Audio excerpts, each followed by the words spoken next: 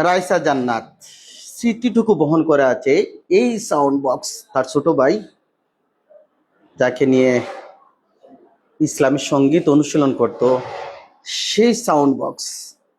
আর এটি এই পরিবারের স্মৃতিচিহ্ন। রব্বুল আলামিন, ইয়া আকরামাল আকরামিন, আল্লাহ আল্লাহ মাসুম একটা মেয়ের বা আল্লাহ কিছুদিন আগে মারা গেছে। আল্লাহ আমরা সব ওর দিল রে নাড়া দিলেইছে তোমারই আল্লাহ। এই ছোট মাসুম বাচ্চিটা ইয়া আল্লাহ, আল্লাহ আমরা হকলোর প্রিয় আসিল রে বা আল্লাহ।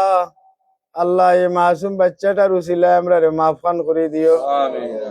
বিশেষ করে রে বা আল্লাহ হাদিস শরীফে পড়ছি আল্লাহ এই সমস্ত বাচ্চা হলো হাদা উসফুর মিন আসাফিরিল জান্নাহ, এরা ব্যস্তর আল্লাহ সুড়ই বাকি হইব ইয়া আল্লাহ। আল্লাহ বিশেষ করে আব্দুল কাদির রে সবর এখতিয়ার করার তৌফিক দাও ইয়া আল্লাহ। বাচ্চাটার মা রে সবর এখতিয়ার করার তৌফিক দাও ইয়া আল্লাহ। আমাদের মাদ্রাসায় সে একজন গাজিল সুরকার হিসাবে ছিল। আমরা অনেক সময়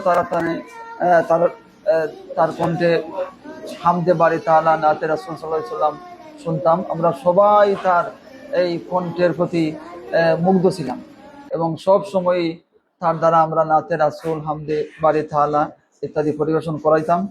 এবং সে অত্যন্ত বিনয়ী এবং ভালো ছাত্রী ছিল। আমরা তার জন্য দোয়া করি, আল্লাহ তাকে জান্নাতের সুউচ্চ মাকামে স্থান করে দিন, তার পিতামাতাকে ধৈর্য ধারণ করার তৌফিক দান করুন। সে রেগুলার মাদ্রাসায় উপস্থিত হতো এবং সে ক্লাসে খুব ভালো একটি ছাত্রী ছিল।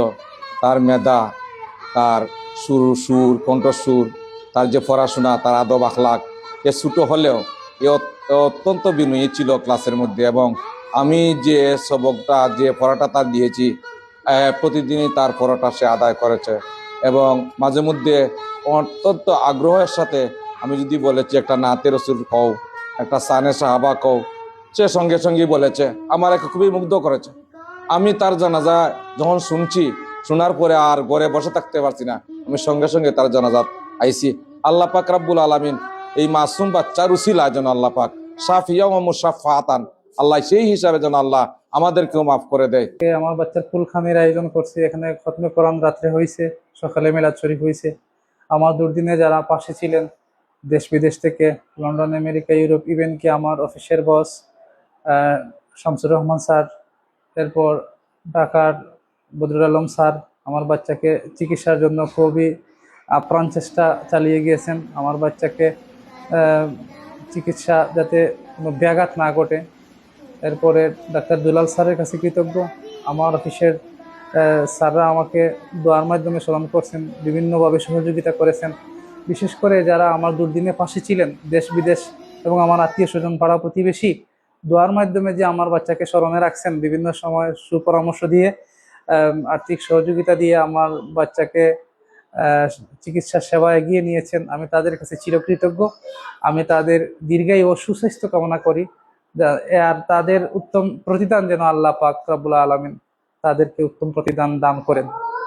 অনেক স্মৃতি আছে যা তারা লালন করে চলেছেন। রাইসা জান্নাত খুব কম সময়ের জীবন নিয়ে এসেছিল, সবার হৃদয় মন জয় করেছিল।